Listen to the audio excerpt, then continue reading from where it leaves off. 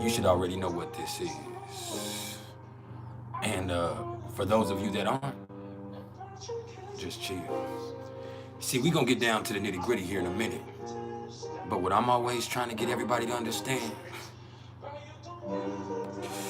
is everything is vibration.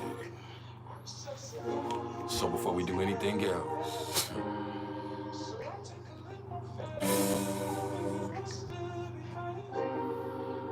just vibe.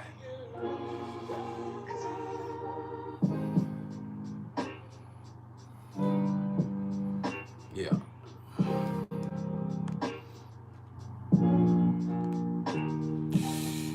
Everything is vibration.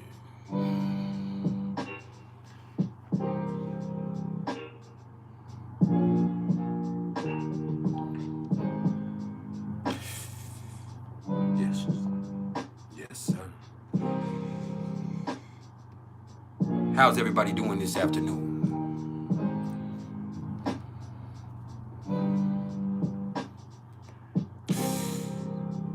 Yeah.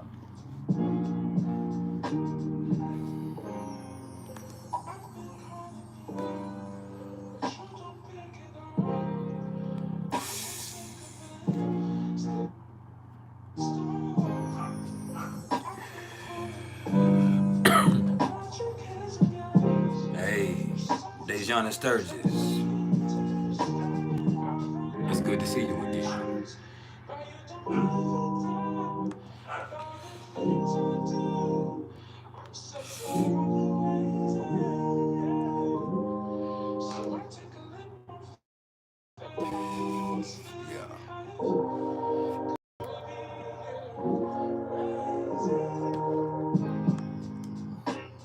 It's a rainy day in Narnia.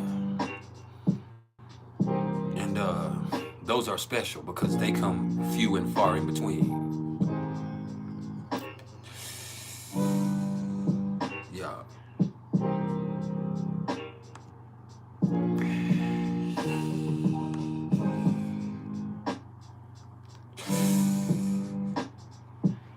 Everything is vibration.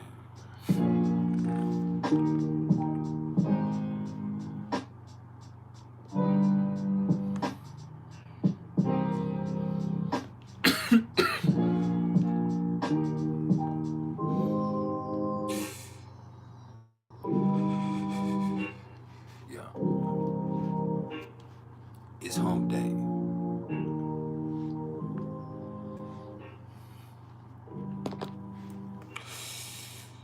Yeah.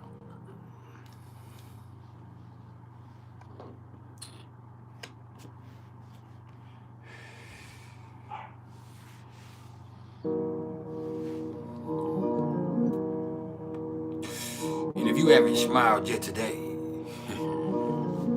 this is my personal invitation for you to do so.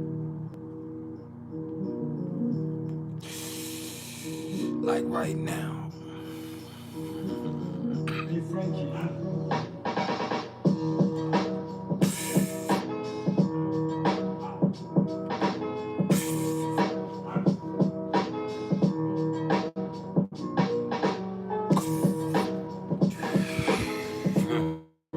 If you can't find a smile for yourself, yeah, just allow me to be the smile on your face. Because at the end of the day, all I am is the smile on your face. All I am is the motherfucking vibe.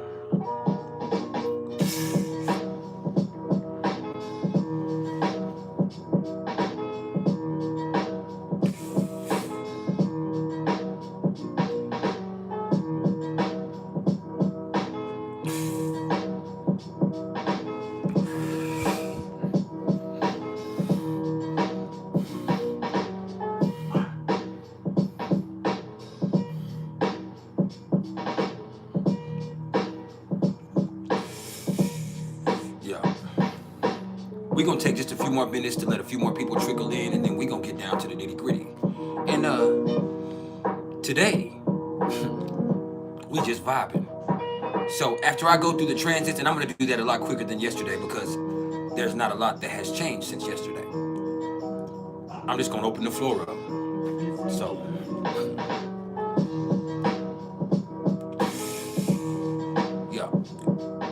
need everybody to hit the like button like right now. And if you're not gonna hit the like button, what the fuck are you here for? What the fuck are you doing?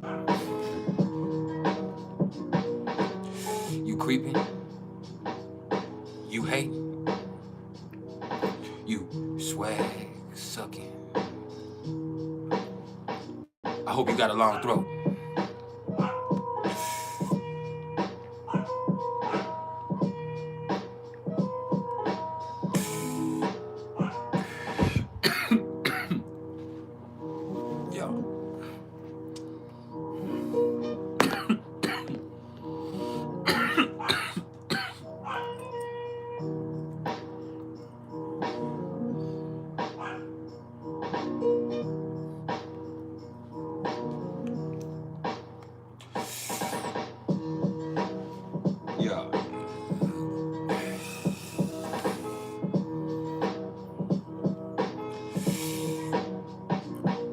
Q.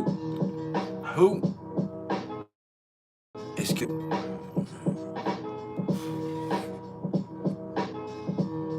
Who else we got here in the live with us? I need everybody to tap in. Announce yourself. Let us know where you're tapping in from too. I like to do that. ViBe.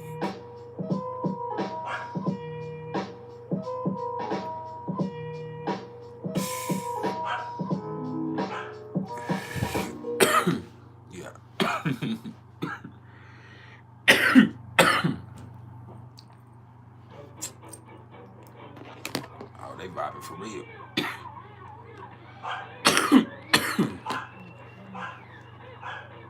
So,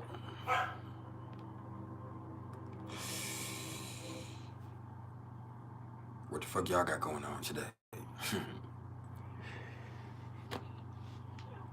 People quiet today. And I'm feeling the vibe. But I'm also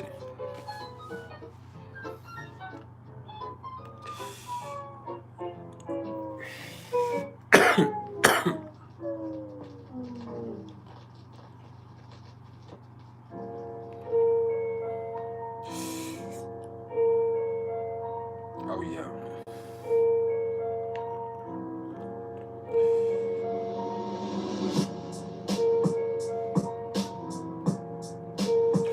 That right there takes us back to like 1928.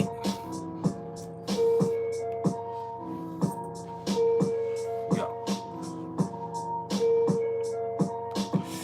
That's when I might pull up on you in my zoot suit.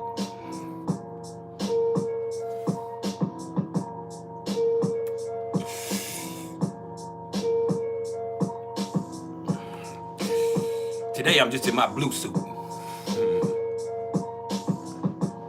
All the way down to the feet.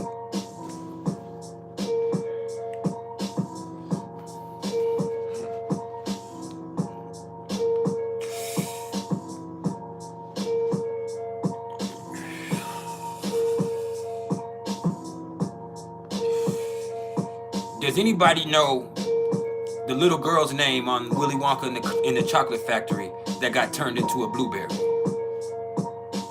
I need somebody to tell me that. Is it Veruca Salt, or is that another girl that got turned into a blueberry? It's the one that's chewing the gum, right? Veruca Salt's a different one. And maybe y'all don't read books enough to know that, or pay attention enough in detail to what you're watching to see what the names are of the characters. But that's something that's important to me today.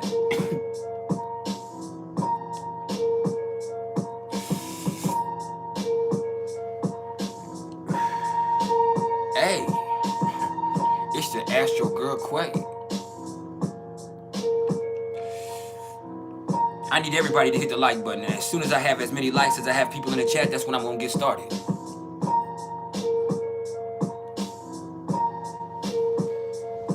Yeah.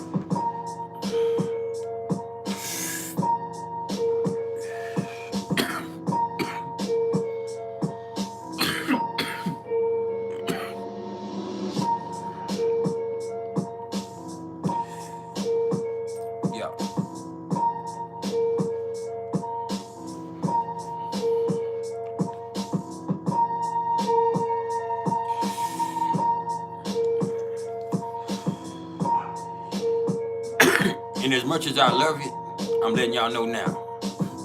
There's gonna be some time in the near future where this beard is gonna go. It's time to start fresh. For real. Not tomorrow, but soon. Me and this beard have reached the end of its run.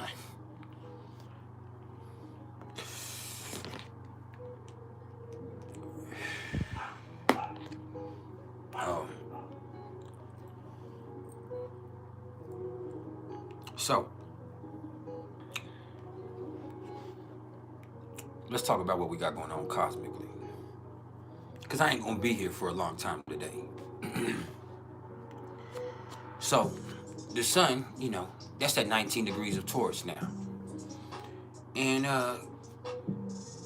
while it is a chill energy, with the sun still separating from that conjunction to Uranus, you do have to be mindful to expect the unexpected.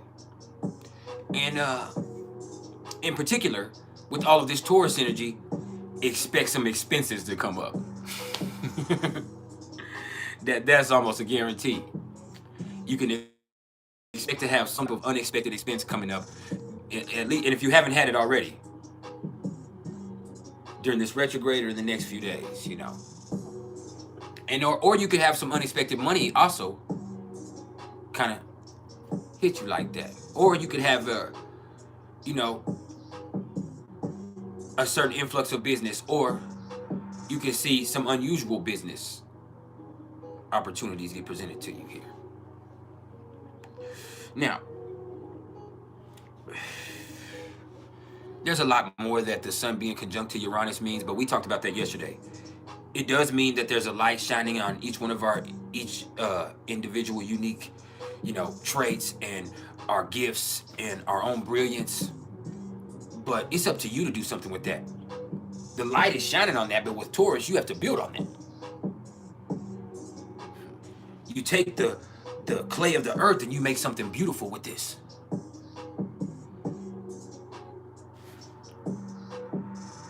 I don't think you hear me though. And so we'll talk about that again here in a second. But yeah, that's what's going on with the sun, man. And the moon. The moon is now at 27 degrees of Capricorn. And the moon is actually doing a lot. Like, the moon is doing a lot right now. Because, as I kind of told y'all with the moon in Capricorn, things kind of feel stifled emotionally. This is not an easy expression. The moon is in detriment here, and for a reason. And it's also being afflicted right now. And so, with this right here, things feel restricted, things feel bottled up, and then that right there could lead to some issues, lead to some explosion. Then you also have this thing where you kind of compare your situation to other people's situation, as I was saying yesterday. And that just comes from this brutish emotional outlook that comes when the moon is in Capricorn, where if one person is winning, then another person has to be losing. And that also just kind of comes from this mindset, you know, that's kind of limited on what people feel like they have coming to them. And it's because things are stifled and bottled up. It can be productive, and it can be the type of energy where you can get some work done, and you can be progressive in handling things from a tangible standpoint or from a rational standpoint. But emotionally, this is where some problems come to the forefront because things are not being dealt with. See, emotions do need to be nurtured. Don't get that twisted. For real. And that's real. Now, damn, my lighter is fucked up.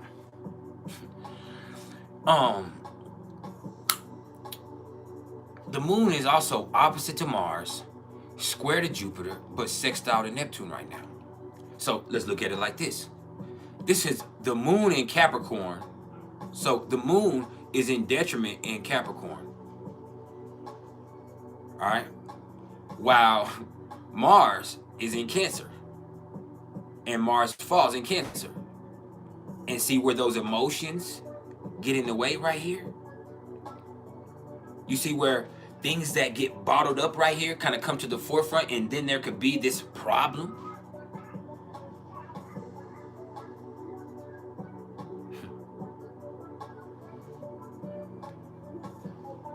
Shit. The emotions aren't coming to the surface directly, and in order for Mars to even half-ass work efficiently, you have to deal with the emotions first with Mars in Cancer. And so with the emotions not coming to the surface directly, and you know, the actions not being able to be direct because the emotions need to be dealt with, it just causes this fucking frustration.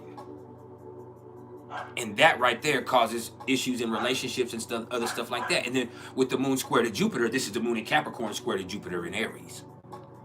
So you know what that is. That's tripping. If you allow yourself to go there. If you allow yourself to go there. I need everybody to hit the like button right now. All right? And so, the moon is also sextile to Neptune. So, you can choose to let it go. You can choose the creative route. You can choose the higher road. It's always there. The sextile represents a choice. It's up to you to make this choice. Okay? And so, Mercury. Mercury is now at 6 degrees of Taurus retrograde. And, you know, with Mercury retrograde here in Taurus, it's going to not move very much. Maybe another degree, and then Mercury is going to station in a couple of days. Because Mercury will be coming out of retrograde, what, the 14th? So, in 3 or 4 more days.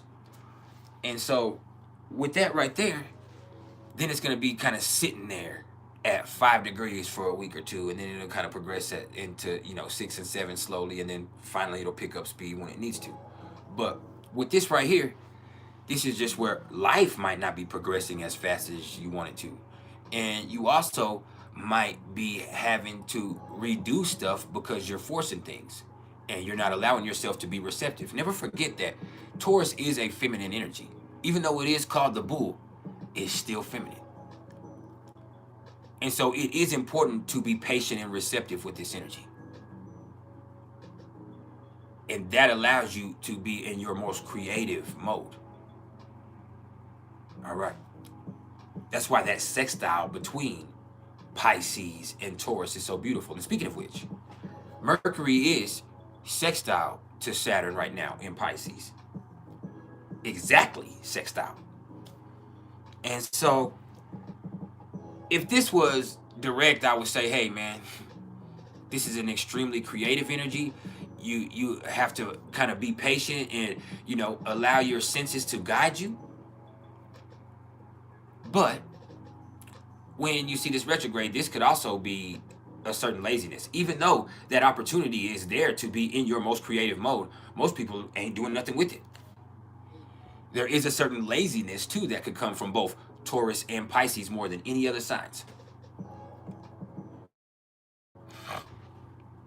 There is a certain laziness that comes from that.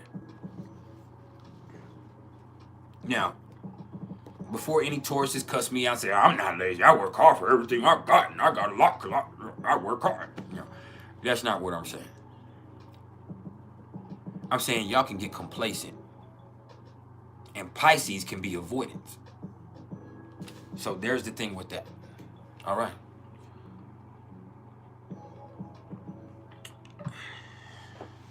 Now, let's also assess the fact that Venus is now at 3 degrees of Cancer. And I'm not going to go into the whole spiel about what Venus and Cancer is about because you should have caught that live yesterday. All right. And so, and you should have. You really should have. It was a great one yesterday. And it's still there, so you can go check it out again. And with Venus in Cancer, this is a very domestic energy. This is a very nurturing energy. It is a very fertily creative energy, or a creatively fertile energy. Either way you want to look at it. All right. This is a sensitive energy. It's nostalgic. But the best thing you can do here is be communicative. Because when Cancer is passive aggressive, or Cancer is worried about rejection, Cancer tends to miss out on the party. And then they're in a bad mood. You crabby. Nobody fighting you, but you didn't take that chance. And so with Venus in Cancer, you have to make sure that you are expanding beyond your normal comfort zone, because that could also be a place where you could kind of put yourself in and try to get stuck there. Can y'all hear that dog going crazy? He's going crazy in there. And then, you know, with Venus in Cancer, this can also be smothering. As affectionate and loving as it can also be incredibly smothering. So just with this right here, make sure that you're communicating your needs with people, and if people need space, you give them space. And that way, when people are acting funny, or when a person is, you know, feeling a vibe that's different, it's not like somebody's wondering and then there's resentment. It's just like you communicated, and now those feelings were expressed healthily. See, that's an important thing with Cancer, especially like with Cancer Moon and Cancer Venus. Like, to talk, to communicate is everything. It's fucking everything.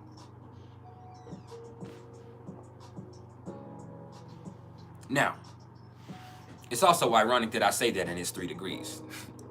Now, I'm not all into critical degree theory, but that is ironic. Now, Mars is also in Cancer. And Mars is at 24 degrees of Cancer. And as we've talked about several times over the last month and a half, Mars is in detriment in Cancer. And what that means is the energy doesn't come to the surface directly. Why doesn't the energy come to the surface directly? Because the emotions are in the way. Plain and simple. And that causes for all kinds of difficulties. Whether it be those emotions having such an influence over every situation energetically that the emotions kind of are the boss of every situation. So the person who has Mars in Cancer, or the person who's being affected by Mars in Cancer, is going to be the person whose feelings are going to be so influential that it feels like they're kind of bossy, or they're kind of controlling everything. Where there's also this thing where they are not going to just do what they want to do, or they're so worried that, you know, rejection is going to come, or there's this or that they kind of hold back until they're frustrated, and then it comes out in this explosion that's not healthy. Not a lot unlike Mars in Libra, where it's just like Mars in Libra, the energy is over conciliatory and easily influenced. And so Mars in Libra, that energy, or people that have that placement, kind of tend to lash out and do this shit just to prove that they're not a bitch, or that they're their own person. And that shit is really just reactive, when they should have just asserted themselves off top. So with Cancer, it's like those feelings and that mood and all that shit right there has to be dealt with in order for the energy to even half-ass work efficiently. And a lot of the times, because you spend so much energy dealing with the feelings, the energy can't work efficiently because it's tired, or it's suppressed. Thus the fall. But if you can channel it, understand, just because something is fall or exalted doesn't mean it's just absolute greatest in the world, or it's the absolute worst. Even though that is the best case scenario with that planet. The thing with an exhausted planet is that it can go so hard that it can get exhausted. I have Mars in Capricorn, I know this. I push, and I usually regulate my energy really well, but sometimes I just push myself to where I don't have nothing. I have fucking nothing. And there is that. But it takes a long time, a lot longer than everybody else for me to get there. I'm not like Mars and Scorpio, where Mars and Scorpio can keep creating energy from inside of themselves. That's the thing with Mars and Scorpio. Mars in Capricorn regulates energy. And that's what I do. I regulate my energy very well. I don't waste my energy on bullshit. I don't do a whole bunch of shit that's non-productive. Not for me. And so that right there allows me to have the energy that I need for everything. And so there's that. Whereas, like I said, Mars in Scorpio just kind of keeps creating energy from inside of their self. And Mars in Aries has infinite energy. And, you know, there's all that, but I'm not going to go through that anymore. Let's just understand that with Mars in Cancer, especially for these next few hours, while the moon is opposite to Mars, give yourself the extra space that you need to know what's going on with you. And that will allow you, through awareness, to be able to work things a little bit more efficiently than the normal person who's just constantly going through the motions. All right. Now, Jupiter, 28 degrees of Aries. And, hey, that right there just means this is about conscious effort. You have to do something about your situation. You have to face things head on. And if you take action, it will pay off later on. It pays off in Taurus. But right now, you have to take things head on. And so that also means you need to pay attention to what you're doing. See, I grew up playing football. If you're running the ball, you don't hit the hole with your head down. Not only can you not see where you're going, you're going to fucking get your fucking neck broke. You keep that head up. And so that's kind of the theme here. Keep your head up. Use the ultimate awareness that comes from Aries to make this a conscious effort. All right. Now, Jupiter is square to Pluto. And so I'm going to tell you right now, with Jupiter square to Pluto, and Jupiter being square to Pluto for like the next few weeks, really, maybe even longer than that, now that I think about it. But with Jupiter moving in this square with Pluto, what ultimately we end up seeing, like I was telling y'all yesterday, is a change being forced about. Like, that's for real. This is a change being forced about. An action being forced.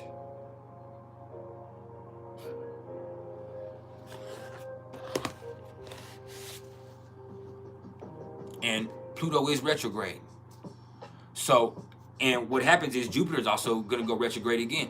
So they're actually going to meet each other probably again with this. But what you see is, you see a change get forced in your life. You get something gets happening, something kind of gets pushed upon you, and you have to deal with that or accept it. And in doing so, not only are you, more powerful and more knowledgeable, but you also have a better understanding of your own personal, value system and how you work. But see, when it goes into retrograde, what you end up seeing is you kind of second guessing this. And you thinking like, man, I was tripping. So you're going to have to think about things just, once again, in making a conscious effort to make changes. Because if you're just going through the motions and you got your head down and you're just crashing into shit, hey, you could end up getting hurt. You probably are not going to end up seeing where you're going. You could run out of bounds. There's all kinds of things that could happen. So when you are hitting the hole with your head up, when you are making a conscious effort, that means you are kind of able to roll with the punches. It gives you an advantage that most people wouldn't be able to take. And so with Jupiter square to Pluto, and Jupiter being in Aries right now, but Pluto in this square to it being in Aquarius, even though it's what the square is really referring to is when it goes in June into Capricorn, and Jupiter comes back into Capricorn on June 11th. Pluto comes back into Capricorn on June 11th. What you end up seeing is, now it's Aries and Capricorn.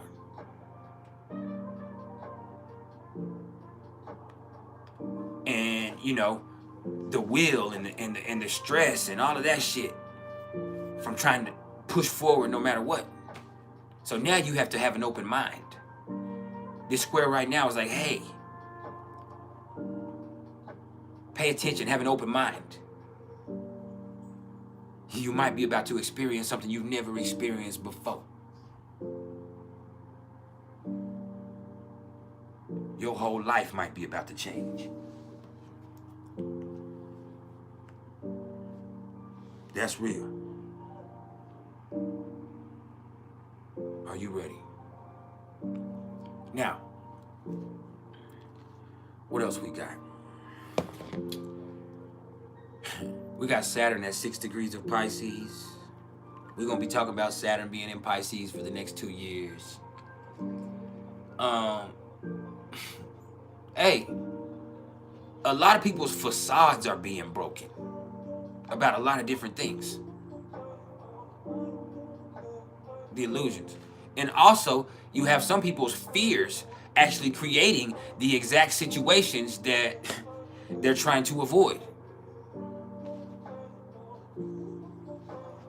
Like for myself, like I have like this crazy hypochondriac mental thing going on right now to where I think something's wrong. And so I start stressing and worrying and, you know, doing things compulsively, messing with stuff on my body and shit. And I'm actually creating issues instead of just leaving myself alone and being cool and just chilling because I'm okay. And it's like, I feel like I'm going crazy. Then the next second, I feel like I'm dying. I feel like I might need to go to the hospital. Or then I'll be worried about if I have cancer. Then I'll be worried about this. And I'll be worried about that. And it's like, man, like, get a grip, dude. And it's because Saturn's conjunct my moon. And it's just hard for me to feel okay. It's hard for me to feel good and enjoy. So it's just fears steadily hit me. Fears steadily hit me. You know, bullshit ass delusions, you know. And I am just creating the exact shit that I'm trying to avoid. Like, I was okay, but if I keep stressing myself, I'm going to make myself sick as Saturn moves into my 6th house. If I keep stressing myself, I'm going to end up making mistakes. I'm going to make myself unproductive. I'm going to just like really fuck myself up or even just make myself have the health problems by fucking with shit that I'm trying to avoid. The very shit I'm worried about.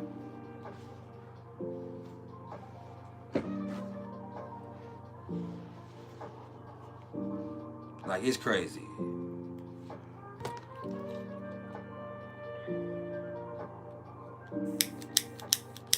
And I don't know, man. The thing is, with Saturn here in Pisces, there's also going to be things that you just can't escape, things you can't avoid, things you need to deal with. And you might force yourself into dealing with these things subconsciously. See, that's the thing that a lot of people are going through right now that I've seen. It's like, man, this shit is hard. This is fun. I hate Saturn in Pisces. I can't wait. This is, you know, and it's because you are being divinely inspired to grow. And sometimes growth requires change. Other times growth requires confrontation. And sometimes it requires you being able to get past those normal coping mechanisms. Pardon me. I need everybody to hit the like button if you haven't hit it yet. Like right now. Now, what else we got? We got Uranus at 18 degrees of Taurus. Crazy times, man. Look at the stuff going on with the border. Look at the stuff going on here and I'm talking the United States. I know a lot of y'all aren't even in the United States, so let me clarify that. Look at the stuff going on where if the United States doesn't come up with some type of debt relief solution, there's going to be 6 million jobs that are lost in the next few months. There's going to be Social Security checks no longer being able to be issued. There is going to be major government sanctions that we will have to put on ourselves. And I'm telling y'all once again, and I don't like to be a fearmongerer, but I want to be honest with you. When countries start having economic issues, and there are economic issues that involve inflation and all types of things all over the world. All over the world. When economic issues get big, the best result or the best, not result, the best, and the result is the wrong word to use. I don't know why that came to. The best remedy that they're gonna try to bring to it is a war. I'm telling you now. Not just in the United States, but all over the world. When there are depressions and recessions, and when there is inflation at an all-time high, and when things are just really, really, really crazy, they feel like a war is the only way to stabilize it. Look throughout history. Look at the history of the United States.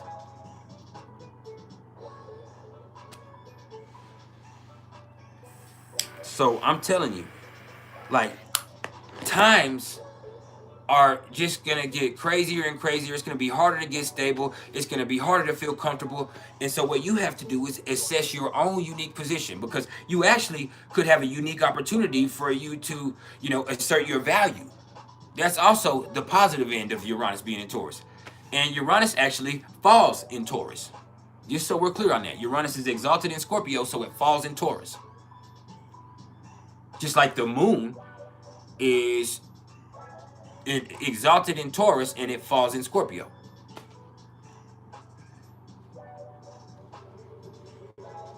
Uranus don't like stability. Uranus up. For real. And so here in Taurus, it is completely out of place and extremely irritated. And so when you take rebels, right? You take a rebel and you put them in a prison. What normally happens is an uprising of some sort.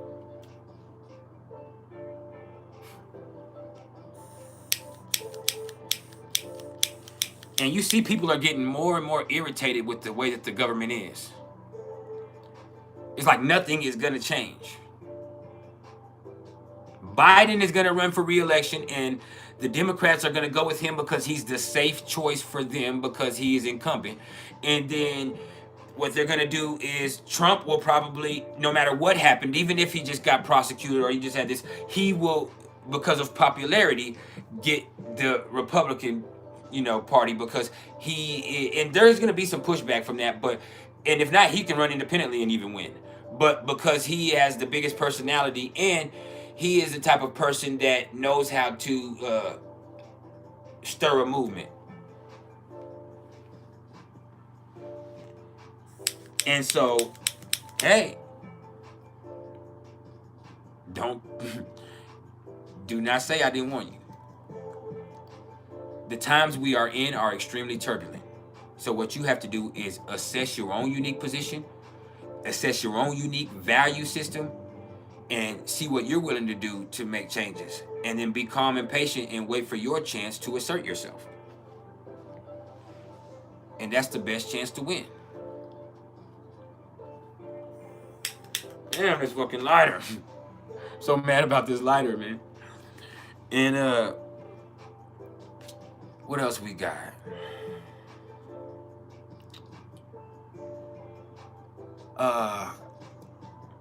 Neptune, 27 degrees of Pisces. And I'm gonna tell y'all, with Neptune in Pisces, everybody's caught up in labels. Everybody's caught up in labels. People are so caught up in labels and projections that and delusions too,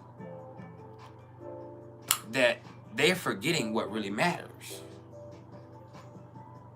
It's like people are so worried about pushing an agenda that they are forgetting the cause. Like, people will try to force something on you so much and try to say it's natural that they forget that they can't just let it be. They're not just letting it be natural. Like, if something is natural, then all you have to do is let it be, and it's going to naturally evolve. It's natural, right? So you don't have to force it.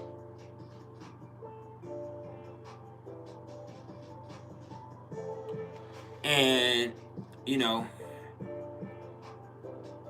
compassion, it's not real. It's not real right now. Instead, people would rather take a picture.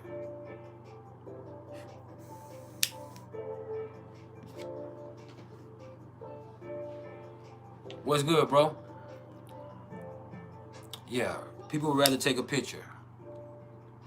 It's crazy the reality that we have created. And as I've told y'all before, the perfect assessment to really look at the way that you're living is, I remember, let's say 20 years ago. 20 years ago. 20 years ago, you would go to your friend's house. You would, after you got off work, or if you had it at your house, you would get off work yourself, and you would go home and you would get onto your dial-up on your internet, on your computer, and you would log on, and you might go make CDs, or you might go look at websites, or you might go on a chat room. You might go on AOL Messenger. You might do something like that. You know, Hotmail. You might do something like that. And that's a break from your day, right? You're socializing. Well, now you have to take a break from social media. Now you have to get back to real life. You're like, man, I've been on social media too much. I got to get back to real life. Like, what the fuck am I doing? That shit's crazy. That's crazy.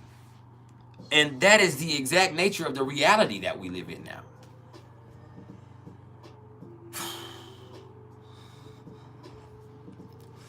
Is it healthy? I don't know. Now, Pluto. Pluto's retrograde at 0 degrees of Aquarius. And Pluto's going to be in Aquarius until June 11th, until that'll when it'll go into Capricorn. And then Pluto will be retrograde until October 11th, I believe. And, hey, man. With Pluto being retrograde, what you do is assess, assess the changes that you've kind of observed in your atmosphere, or in your life, or, you know, wherever house this is affecting you in. For me, this is the 4th house, but it is aspect in my 10th house, and I've kind of told y'all the story of how this has really changed the way that I'm dealing with people. And that will help me with my business endeavors, and it will also help me grow emotionally. And so this is something that's very necessary. It's very necessary.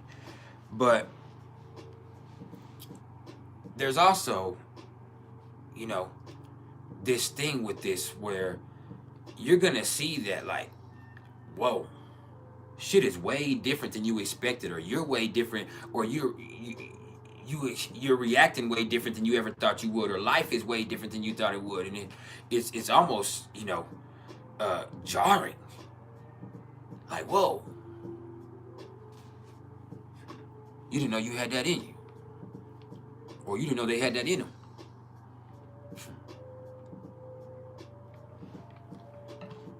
And that's crazy. And as I go through my meditations and I write down, you know, how I feel about these placements each day as an astrologer, and, you know, that gives me what I need to talk to my clients that, you know, want me to assess. I don't know why I can't say assess today, but want me to assess the transits for them.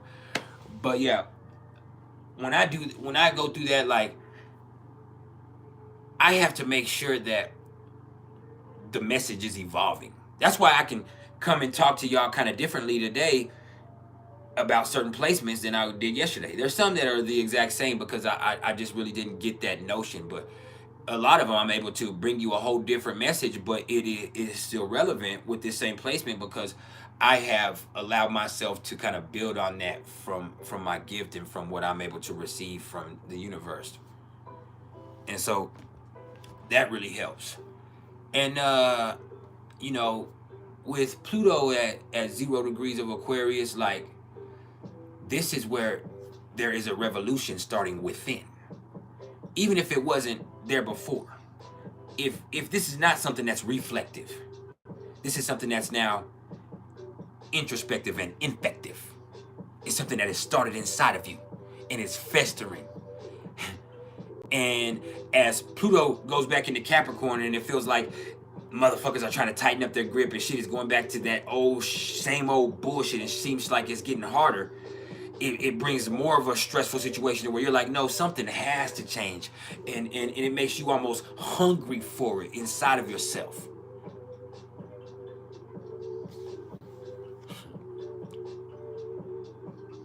So next time you make it count.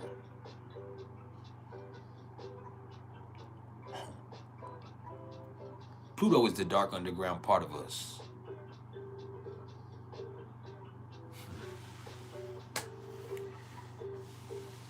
It shows that obsessive and compulsive and that most transformative part of ourselves.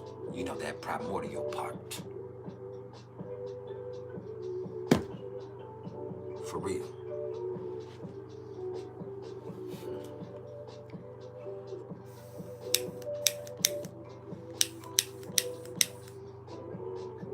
Yeah. Better be careful.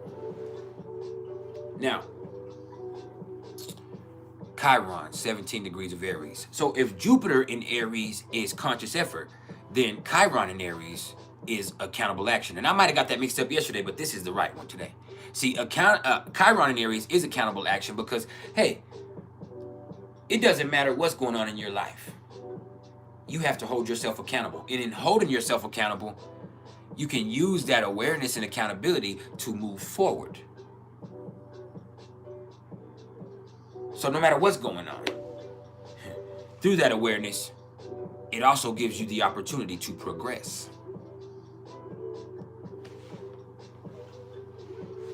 Think about it. Yeah. Now,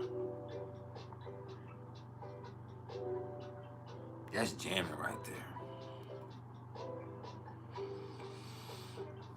The Black Moon Lilith, 13 degrees of Leo still. And hey, with this right here,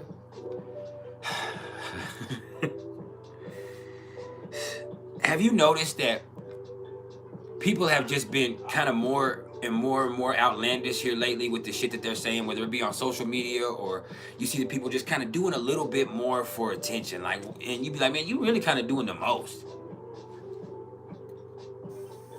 I don't know how many times I've looked at social media lately and be like, man, y'all talk too much. Like, you really talk too much. Like, you just really be doing too much. Like, expressing yourself is one thing, but attention-seeking behavior is something else. But that's what happened when everybody has now tried to monetize themselves.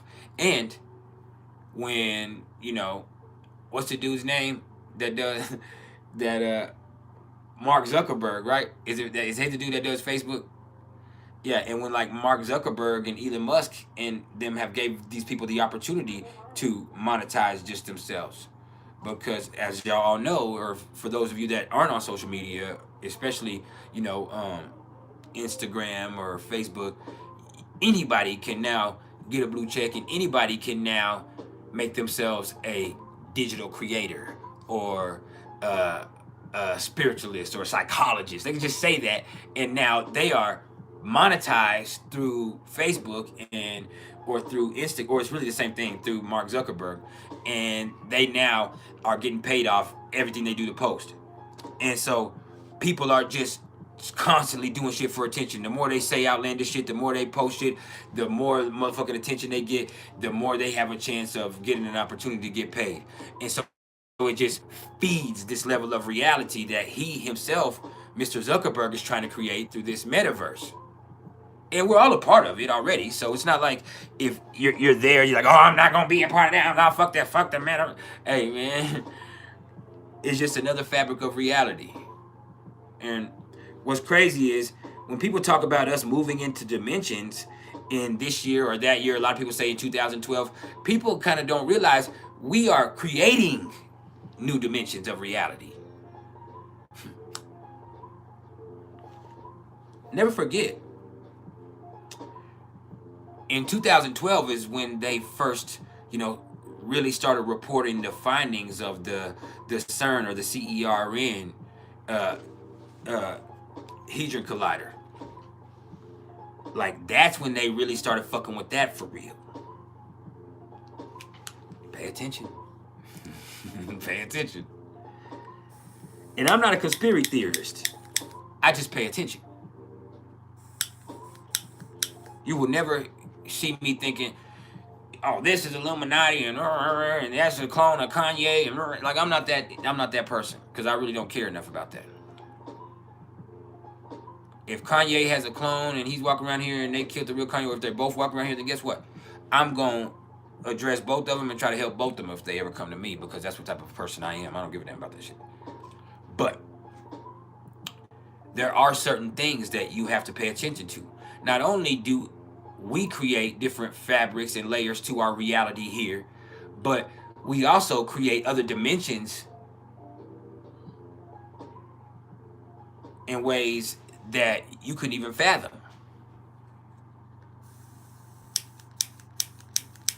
And so,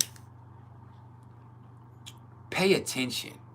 That doesn't mean believe everything you hear or feed into every conspiracy theory or, just let yourself go down that rabbit hole, but pay attention, because certain things, they kind of stick out for themselves.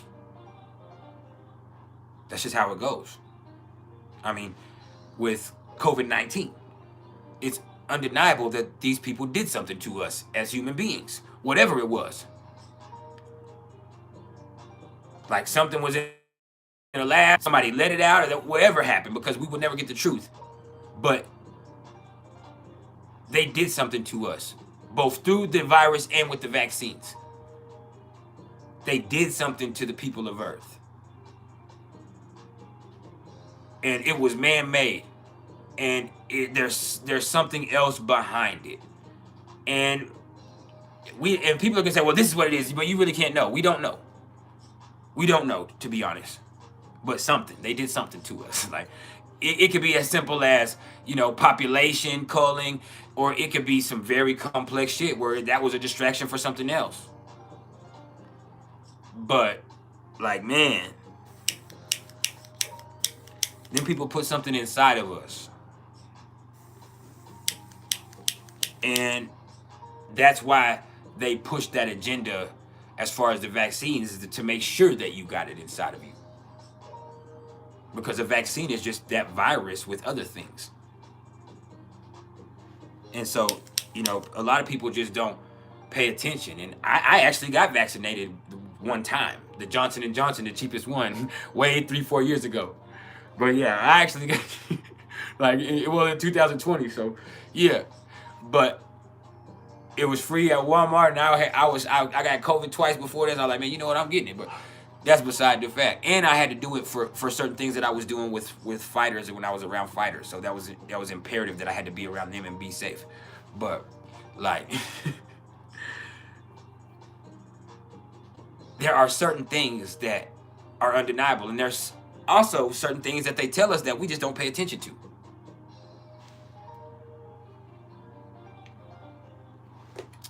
And to be honest with you, I have had like certain health issues since, and I haven't went to the hospital or anything, so I don't know for sure, but I haven't felt right since I got that motherfucking vaccine. I'm okay. I still am able to function, but I have felt progressively things kind of feel worse since then, to where now I'm at the point where I'm like, man, I probably need to go to the doctor. But like,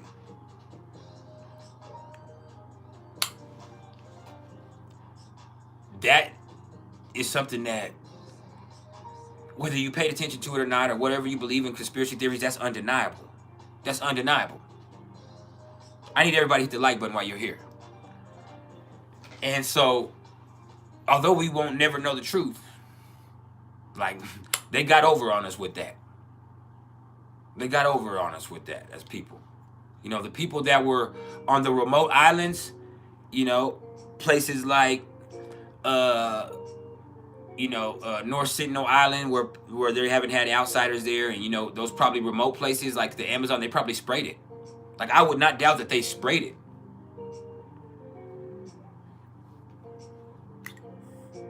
You see fucking spirals in the fucking Northern Lights. They recently took pictures of a fucking, looks like a fucking portal through the fucking Northern Lights. They look like, and they'll say, well, that was just the gas from a SpaceX rocket. Like, yeah, fucking right. And I'm not, like I said, I'm not a conspiracy theorist, but I pay attention. I fucking pay attention. And so when you pay attention, you start to see things. You know? And so it's just like, man, real just ain't real no more. And in a literal sense, that's true also, because as we've talked about before, they've also told us that the reality that we are experiencing is not the true base reality. This is a energy hologram, or a projection of some sort, a matrix of some sort even. Like, they have said that. The government has released paperwork confirming that. Like, that's crazy. And people don't talk about that because they're worried about their social media presence. And they're worried about who's the ops.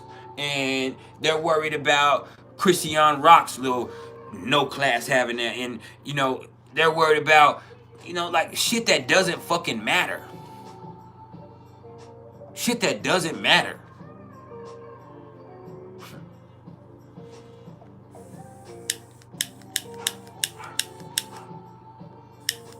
It's like everything in the world is trying to, you know, keep you off your game, trying to distract you.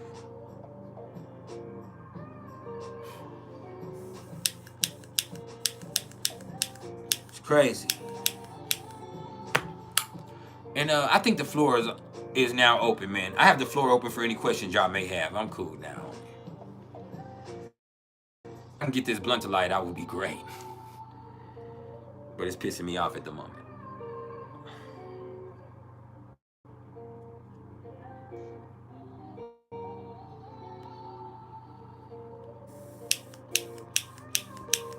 This bitch is dead.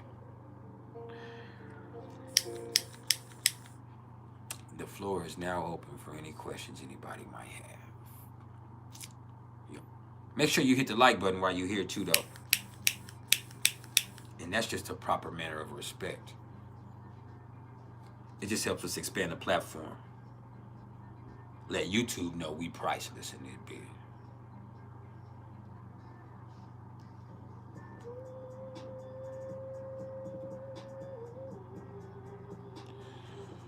Yeah. You know, if anybody asks any questions and I happen to miss your question, I did not ignore you. I just missed your question. So you can ask the question again, or you can hit the super chat and I'll never miss your question. And then that will also make it a fair energetic exchange. You feel me? And that's priceless.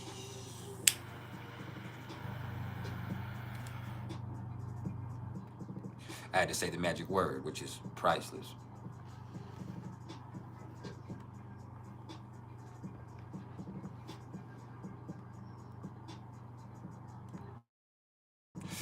Yeah. Neo Pulse 18. What's going on in Kenya today? What time is it in Kenya right now?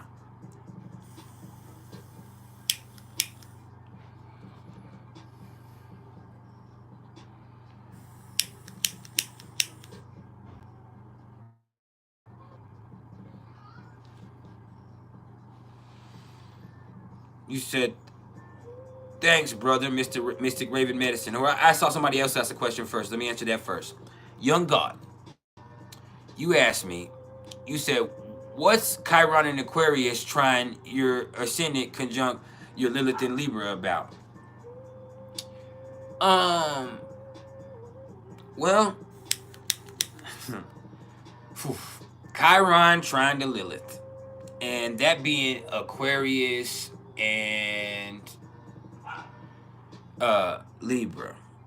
Well, first of all, Chiron in Aquarius would mean that, you know, you've always kind of had a hard time fitting in. Like you ain't never, you know, felt like you kind of fitted in with any dynamic, or, you know, and you kind of also kind of with Chiron in Aquarius in your own way, like your uniqueness, it made you feel uncomfortable, or somebody made you feel uncomfortable for your uniqueness. They told you was weird, or they told you was when you was young, and so that made you feel like you was, you know, you was separate from everybody else. And it also kind of made you it could kind of make you where you're not that confident sometimes, and it made it hard for you to make friends. And so with that trine Lilith in Libra, you also are somebody who feels like you need companionship. And trine your ascendant, you're somebody who needs that type of, you know, that type of interaction with people. Like your relationships with people is very important to you. And so a big part of you having healthy relationships, and a big part of you kind of getting past that codependency, is dealing with that Chiron in Aquarius. All right. I hope that answers your question. Now, Mystic Raven Medicine, you said, what is Pluto polarity? And you said you're just now hearing about it. I mean, that's not something I've heard about either, unless we're talking about the polarity of your Pluto placement and the other side of your Pluto placement. And maybe that's something that's just something that a lot of people, that somebody is talking about now, that I don't necessarily use as a principle. And that's perfectly possible. You know, that's something that's entirely possible with me. But I would just have to know more about it before I could speak on it, to be honest with you. All right.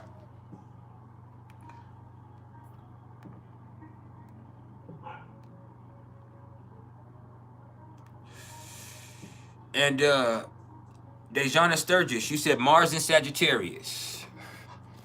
Mars in Sagittarius, like, here's the thing. With Mars in Sagittarius, like, you really believe in anything you gonna do, and you're willing to try anything. And you really have a positive energy. And you could be somebody who's very very self-promotional, and somebody who, you know, because you have such an inspirational and an energy that's so optimistic, like, you can kind of push and do things that other people can't do. But there's also some times where you overshoot the mark, or you end up kind of taking a loss where other people wouldn't take a loss.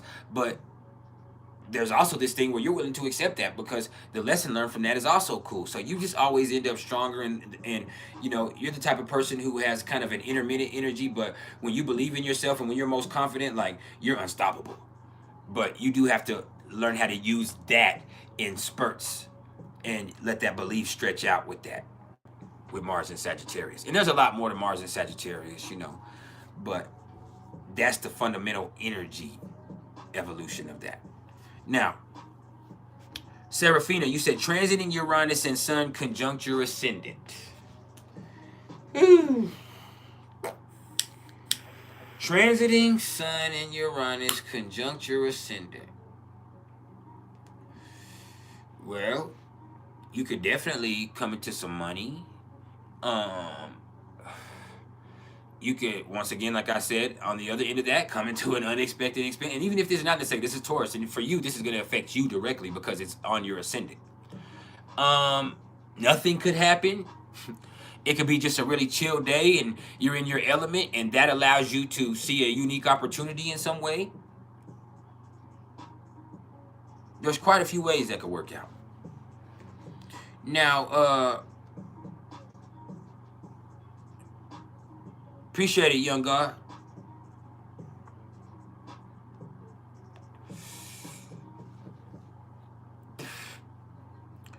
And so, what else do we got?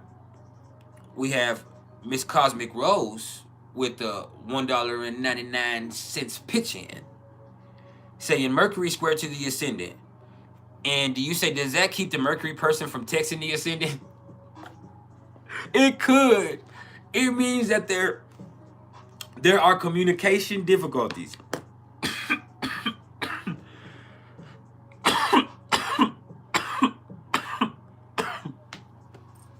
Like, that's plain and simple. You have a hard time connecting. And yes, that could be, that's definitely possible.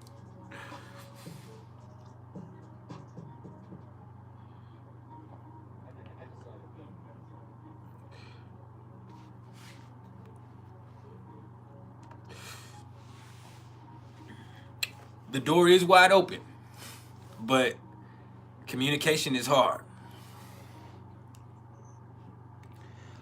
Punarvasu Nakshatra. Well, Punarvasu Nakshatra it's the last few degrees of Gemini and the first few degrees of Cancer. And Punarvasu is represented by the goddess Aditi, and she's the mother of all mothers. And Punarvasu is representative of somebody who always comes back. Somebody who, you know, they might take a loss or that something happens or they might disappear, but they always come back. And then when they always come back, they bring blessings, and they always are somebody who can be counted on in that love. And, you know, you are connected to the source of all things with that. So it is like the divine feminine in every way. In every way. Now, Cosmic Rose, you said, is Mercury uncomfortable with ascendant's whole being? No. Mercury, there's just a breakdown in communication there. Like, and that's all I've seen in that synastry that's negative. Like, is that y'all have communication difficulties. And then, by the way, Star, your reading is done. I have it uploading, and I will send it to you before tomorrow morning. So you'll get it. I got you. It's finished. Now, what else do we got? We have Miss Bless asking, what are some examples of Venus opposite to Uranus transit? Some examples of Venus opposite to Uranus transit is going to be like, all of a sudden you don't feel the same about anybody. Like, all of a sudden, like, that shit is just not the same no more. Or all of a sudden you could be attracted to somebody that you weren't attracted to, and then all of a sudden that shit could go away. So it's just like there's this thing where all of a sudden there's this this burst of attraction and that, or, you know, on the other end, rejection and dejection. And so you just have to figure out how it's playing out for you personally. You feel me?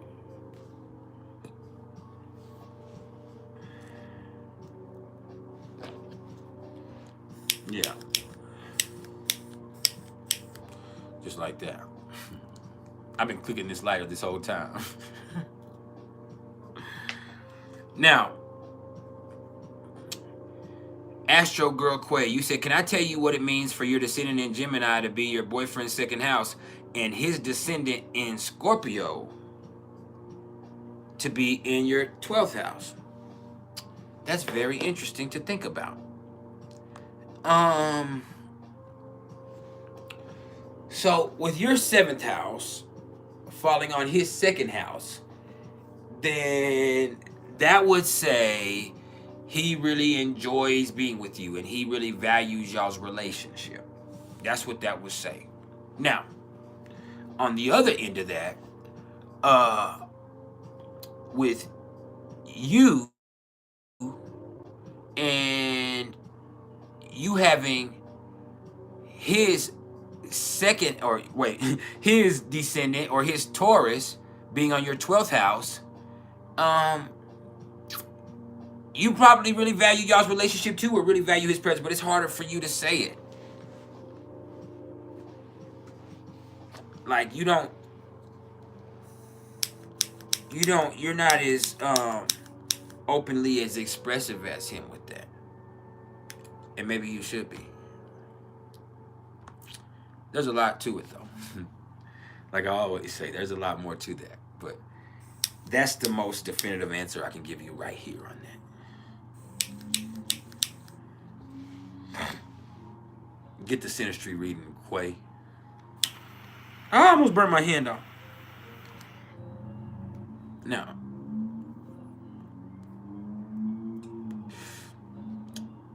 what else do we have? Mystic Raven Medicine. You said, how do I experience a relationship between one's Western and Vedic chart? Example, you're in Western, you're a Leo ascendant with Chiron on the ascendant, and in Vedic, you're a Cancer ascendant with Chiron on the ascendant.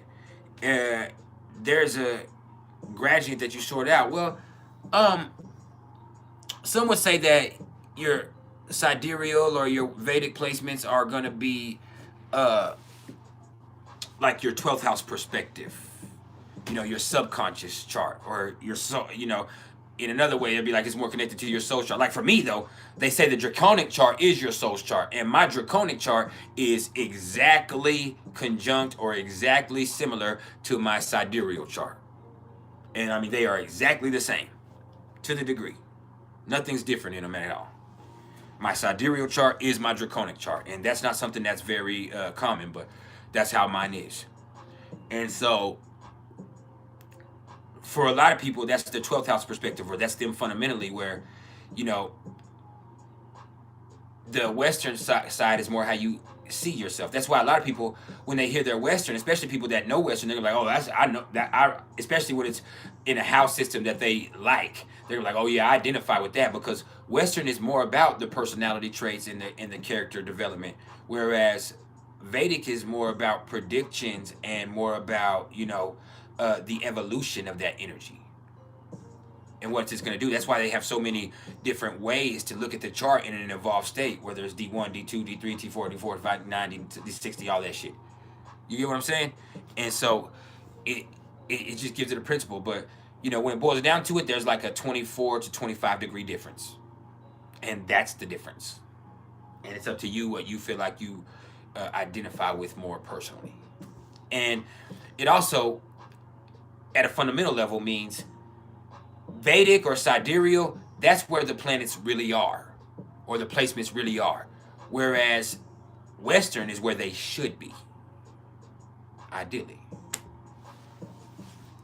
Now, Cosmic Rose, you said, can you help the situation, y'all's communication difficulties? Absolutely. You need to be patient, and don't let your difficulties in communication stop you from giving up on the relationship. Just keep trying to find healthy ways to communicate, and that allows y'all to have opportunities to try different things, and that also keeps it kind of spicy and lively in y'all's relationship. So think about it from that perspective also. Now, what else we got here?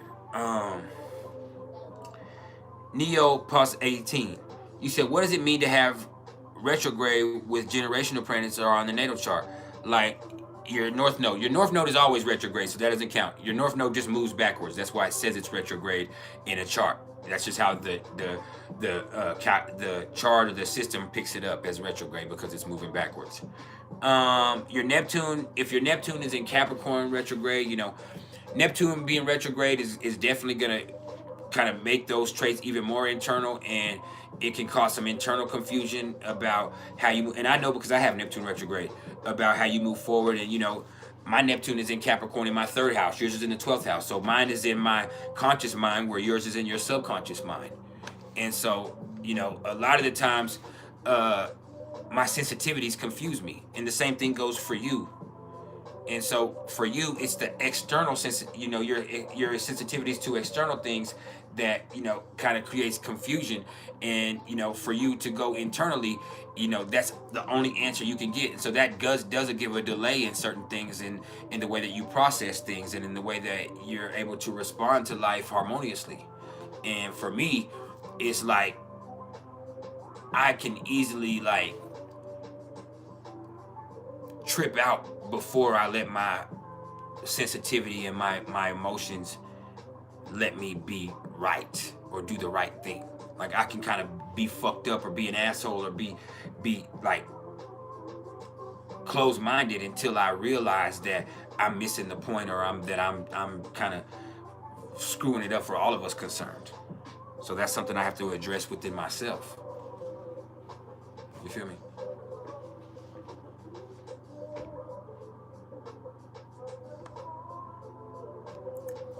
What's up with it, Alana? Now,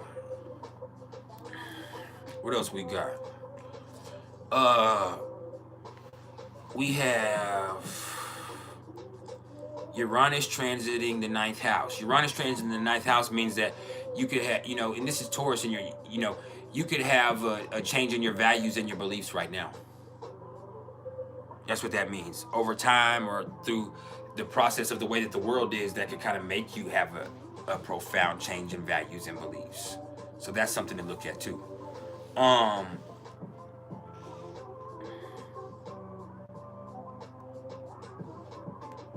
I can see that, Quay, you being more expressive.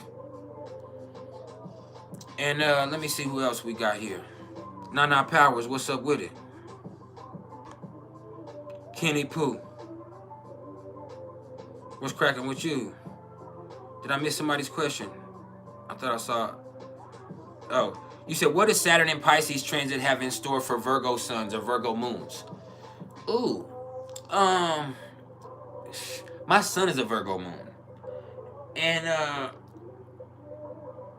with Saturn and Pisces kind of coming into an opposition of your moon, I would say that you're probably in a place where you, and this being Virgo, you're in a place where you're gonna have to take care of yourself a little bit more than usual, and that's gonna cause some maturity to kind of be brought about.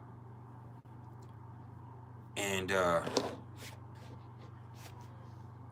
there's certain responsibilities and duties that you're gonna have to take care of that, you know, normally you might have been able to avoid, but right now this is the time where you're kind of being called to the forefront in order for you to really see yourself coming to the best and most mature you. You feel me?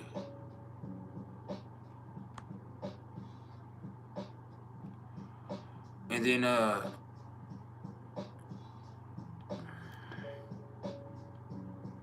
who else we got? Kenny Pooh, you said, how can I tell when certain placements are retrograde in the natal chart? Is it the degree? No, it would. If you're getting a little chart, you know, just like a little chart generated from one of these apps or websites, it's gonna say retrograde. It'll have a R beside it or a RX beside that placement, so it'll tell you. And then Mystic Raven Medicine, you said, question, transit south node exactly opposite to your natal 4th house Mercury. Insights on that. There might be some people and family members or some shit from your past that gets stirred up that you know really isn't gonna serve you. It's not gonna hurt you, but it really isn't gonna serve you.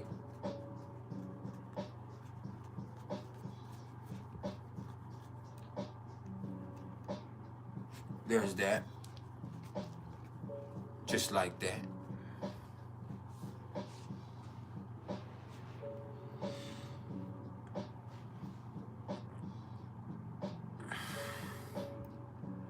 Now, who else we got? What's up, Heather Nielsen? The commish.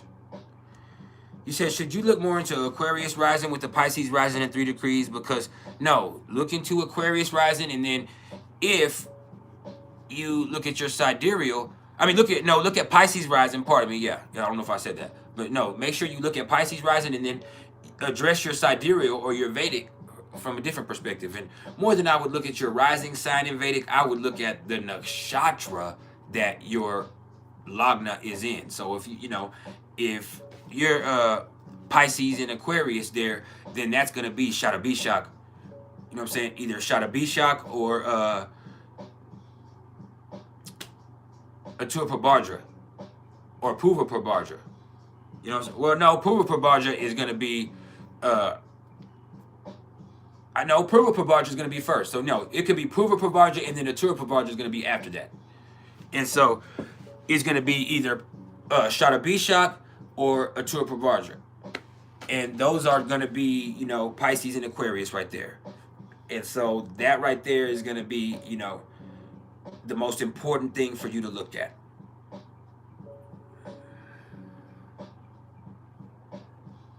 Hey, it's all love. For real. All love. Now, Germ the Magi. Oh, I already answered your question. Young God, you said Moon in Scorpio in the second house in Synastry. What you mean? Your Moon in Synastry, you have to give me both, like, who's is who? Elaborate.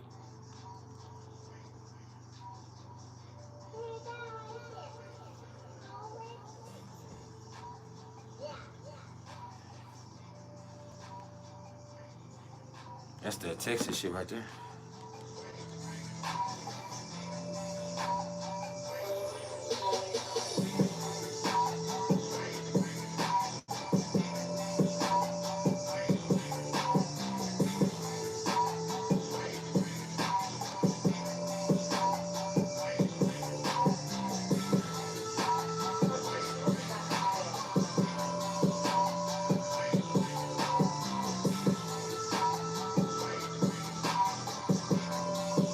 Hold on, let me answer y'all's questions. Now let the music zone out for a second. What does Moon in Sagittarius 0 degrees in Vedic mean? Or what does Sagittarius 0 degrees mean in Vedic? I mean, the degree doesn't matter. I mean, if you're 0 degrees Sagittarius in Vedic, then you're probably 25 degrees Sagittarius, you know, 25 or 26 degrees Sagittarius in Western. And that would just mean that, you know, you have a Sagittarius moon no matter what, probably. Like, no matter what.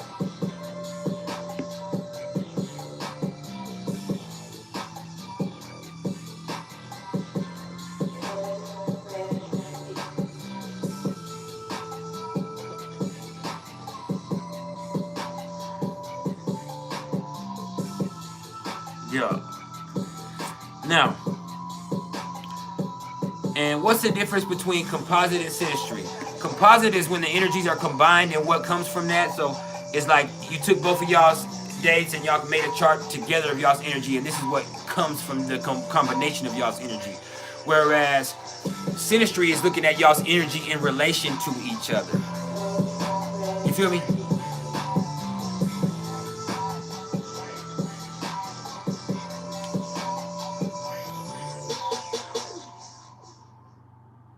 That's the best explanation I can give of that.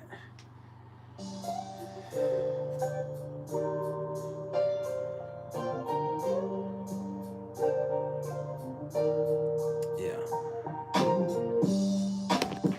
That too.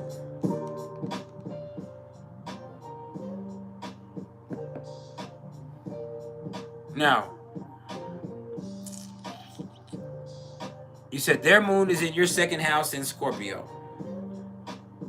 So their moon is in your second house in Scorpio. That would just mean that I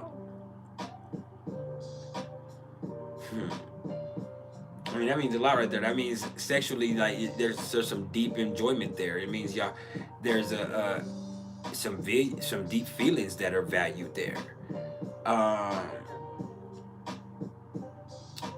It means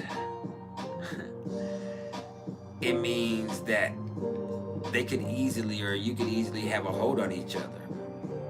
There's a lot to that. Now, Mystic Raven Medicine, you said, what lens should you observe your draconic chart through? Just through an objective lens that, this could be a concept that you could be interested in. I would not never put it above your birth chart or put it above, this, because it's not that. I would just look at that and say, oh, now that makes sense. That feels, that's who I am in my core. And I would go from there and ask myself if that's something that feels right to me spiritually.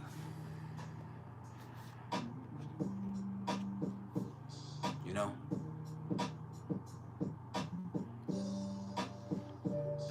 That's the best way I could answer that. Now, hey, I'm finna go soon, y'all. Like 15 minutes and I'm out. Now, what are some good books about learning astrology? I would look at Parker's Astrology because that's a really great comprehensive look.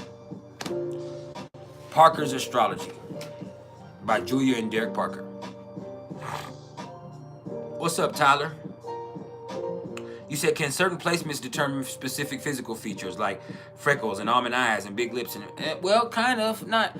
I mean, there are certain placements that are implicit to certain physical traits, but that isn't a concrete guarantee. Nothing is.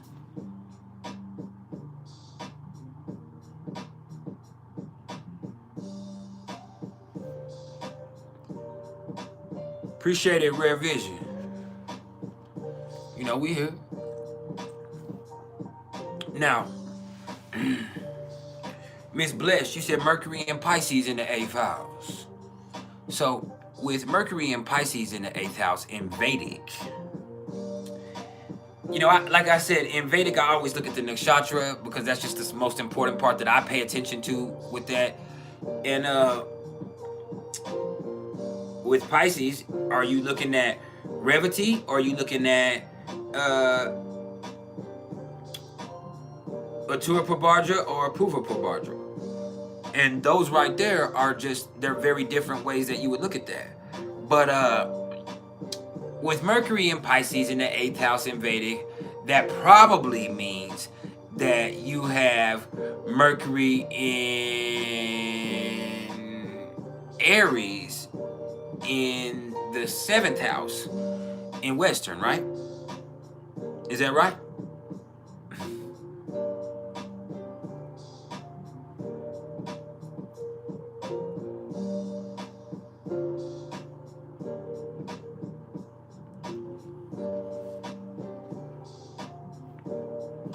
Because that would allow me to incorporate both.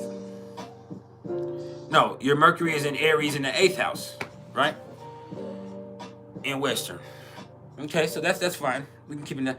I only said that because for me, a lot of mines fall back a house.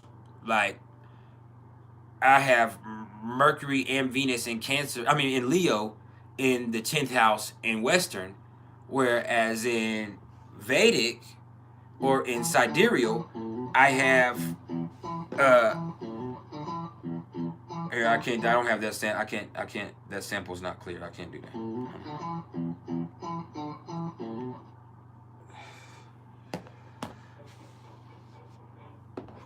But in sidereal or Vedic, I have it in Mercury in Cancer and Venus in Cancer in the 11th house. And so it's a whole different vibe from both of them. Now, with Mercury in Aries going from Mercury in Pisces, that just means that everything you do is emotionally influenced. Everything that you have is like in your thought process, like your feelings are influencing everything. And you know, you have an awesome imagination, and you know, you're very quick as far as intuition, but at the same time, like you have this thing where the moment and your feelings are very, very influential on how you communicate and how you think. And so if you want to be able to really be able to think rationally, you're going to have to do something about that.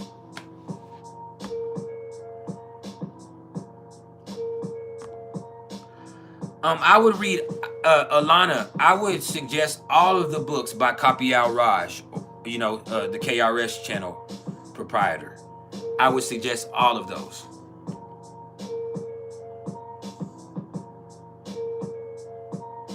But yeah, Mercury in Pisces in the 8th in Vedic means you have Mercury in Aries in the 8th in Western, and that means you have Mercury in Revati Nakshatra, is what that tells me. And you could probably go look at that, and I almost guarantee that you have Mercury in Revati Nakshatra. And having Mercury in Revati means that you kind of have access to the Akashic records in certain instances. Like, you have these flashes of inspiration because you're able to access knowledge from previous existences or from the enlightenment that you received in previous lifetimes. That's what Revati would mean. But it also means that you can be daydreaming and get distracted and all that same shit that goes with Pisces, because your focus or your mind is also attuned to several planes at once. So that takes away from your focus. So instead of it being the emotional part of Pisces with Revati, it's like you're attuned to two different planes at once. So that does give you intuition, that does give you understanding, but at the same time, it can also create confusion and also slow down progress.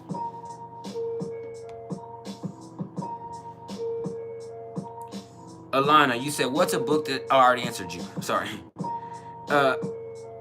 Miss Blessed, you said your North Node went back a sign in house in Aquarius in the 7th house in Vedic. In Western, it's in Pisces in the 8th house. So your North Node went back into, with Pisces into Aquarius, it once again, it either went into Purva Pavadra Nakshatra or Shatabisha. And your North Node, you know, doing that shift. Shatabishak is a lot different than Purva Pavadra because Shatabishak is ruled by the North Node. Shatabishak is ruled by Rahu.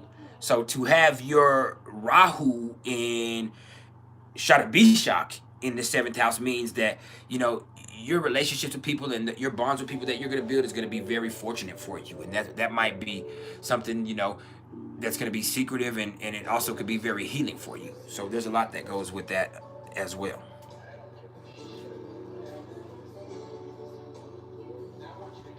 Yeah, for sure.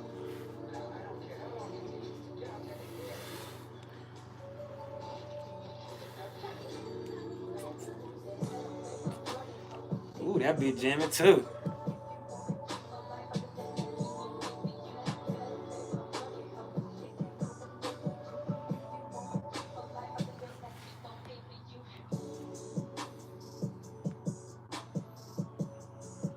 We got about 8 more minutes.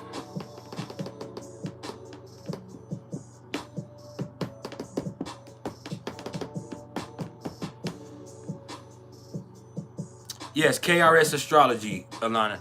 He has several books like Aspects at the Speed of Light, Nakshatras at the Speed of Light. He has a lot of books that are really...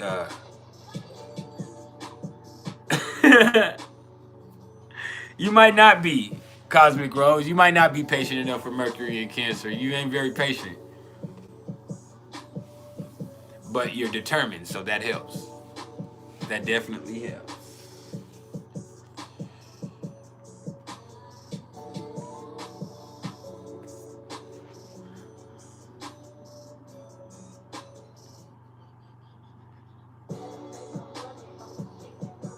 And we got like 5 more minutes, so let's make it count.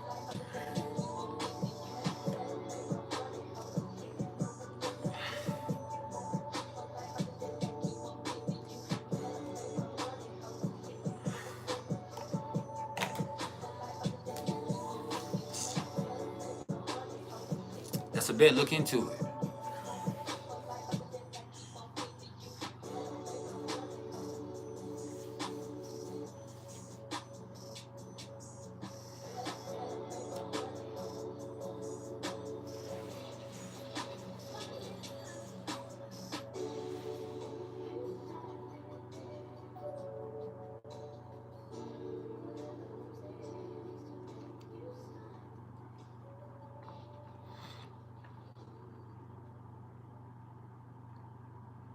Love you too, Miss Blessed. Be blessed. It's been all right live. It ain't been too crazy, too hectic. The camera's been crooked the whole time, but fuck it. We sitting crooked, sitting sideways. Oh, I love that vibe too. That's the perfect vibe to close out on right there.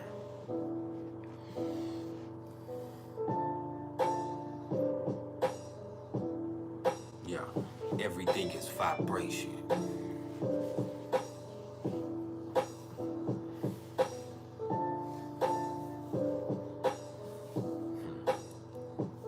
What type of mask are you wearing?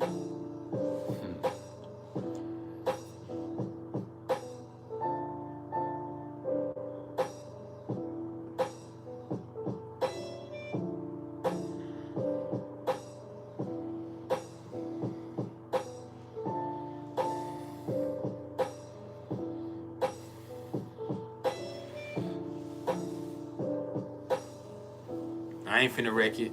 Leave me alone. I mean, you get on my nerves, bro. I embarrassed myself enough yesterday, bro. I'm better than that. This is timeless and I'm priceless.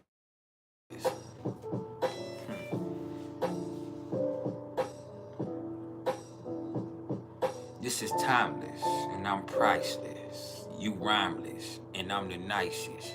Yeah.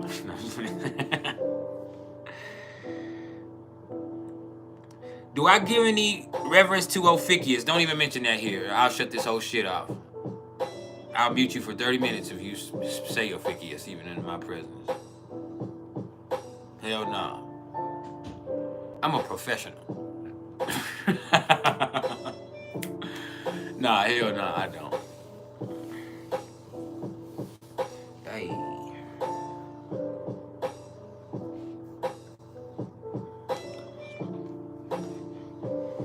Yeah, this timeless.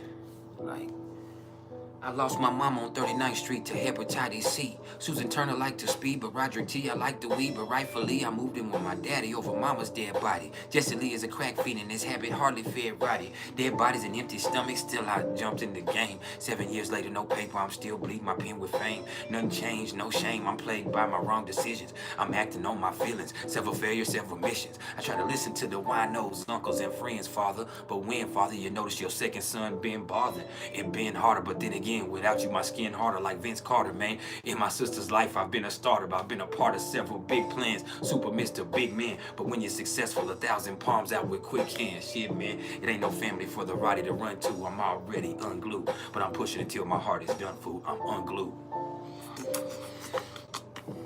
That's all you get, bro. That's all you get, bro. And that wasn't even nice enough, because I feel like I was forcing it. But maybe that's just that Lilith and Leo, and maybe that's just that perfectionist in me. I do have Virgo in my 12th house. It's never good enough for me. It's never good enough. Modus the one. I can't play this either. I ain't got the sample for that either. Fuck it, we playing it. It's already on.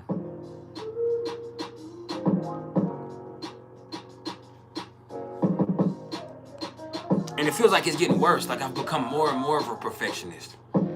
So what's composite sun and Scorpio in the 6th house mean? Oh, that y'all are toxic for each other every single day? No, I'm just like, I'm not gonna give you hearts. That means, I mean, it means a lot. When y'all make a sun and Scorpio in the 6th house, man.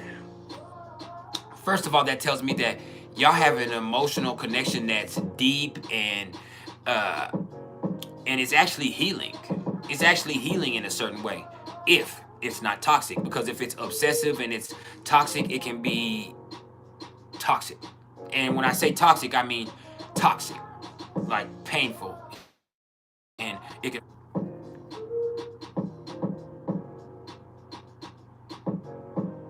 So yeah, it's like that.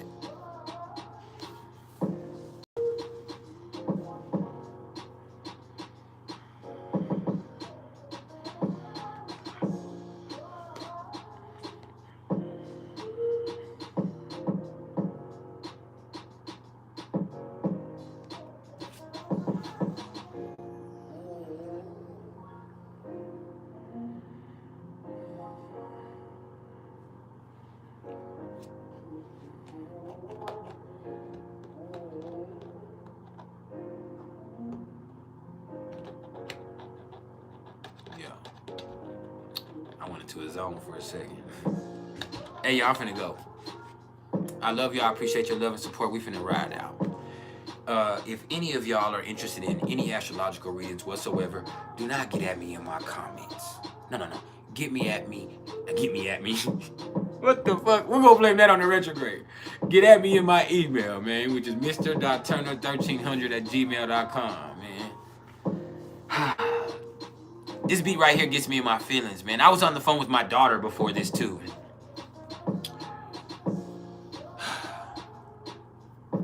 I love my baby, man. She's getting so grown. She's 16 years old. And she's a Capricorn, and she thinks she's just so grown, but, man, she's still my baby. She'll always be my baby.